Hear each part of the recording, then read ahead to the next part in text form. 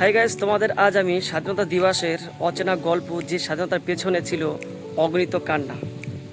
15ই August মানে শুধু পতাকা ও মিষ্টি দেওয়ার দেশাত্মক গান নয়, এই একটা দিনের পেছনে লুকিয়ে আছে এমন কিছু গল্প যা জানলে হয়তো আজকে স্বাধীনতাকে আমরা আরও বেশি মূল্য দিতে শিখব।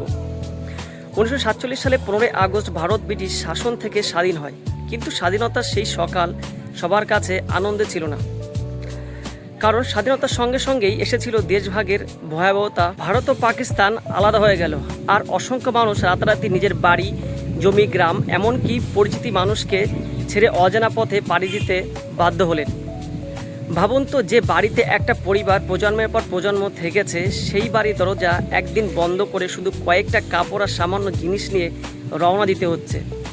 কেউ ট্রেনে, কেউ পায়ে হেঁটে, কেউ আবার গরুর গাড়িতে, শুধু নিরাপদ একটা জায়গা খোঁজে।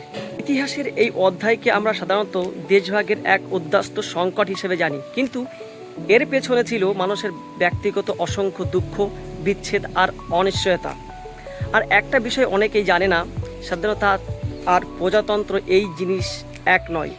15ই আগস্ট 1947 সালে আমরা স্বাধীন হয়েছিলাম, কিন্তু ভারতের নিজস্ব সংবিধান কার্যকর হয়ে পড়ে 26শে জানুয়ারি 1950-এ। সেই দিন ভারত প্রজাতন্ত্র হয়। তাই 15ই আগস্ট শুধু একটা তারিখ নয়, এটা আমাদের মনে করিয়ে দেয় স্বাধীনতা কখনো বিনামূল্যে পাওয়া যায়নি।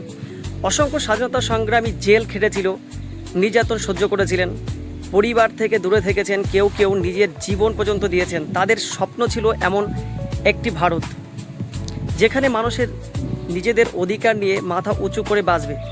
তাই আজ আমরা যখন স্বাধীন ভারতের রাস্তায় হাঁটি, নিজের ভাষায় কথা বলি, নিজের ভবিষ্যৎ নিয়ে স্বপ্ন দেখি, তখন একবার ভাবুন এই স্বাধীনতার জন্য কত মানুষ তাদের নিজেদের ভবিষ্যৎ নিয়ে স্বপ্ন দেখি তখন একবার ভাবুন এই স্বাধীনতার জন্য কত মানুষ তাদের নিজস্ব বা নিজেদের বর্তমানকে বিসর্জন দিয়েছিলেন।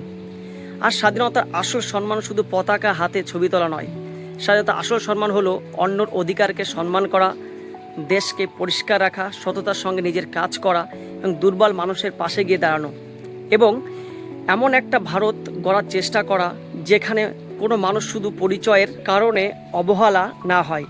শেষ কথা, ভারতের স্বাধীনতা পেয়েছিল 1947 সালে, কিন্তু স্বাধীনতার মূল্য বোঝার দায়িত্ব আজও আমাদের। কারণ স্বাধীনতা শুধু ইতিহাসের একটা অধ্যায় নয়, স্বাধীনতা আমাদের হাতে তুলে দেওয়া একটা দায়িত্ব। জয় হিন্দ।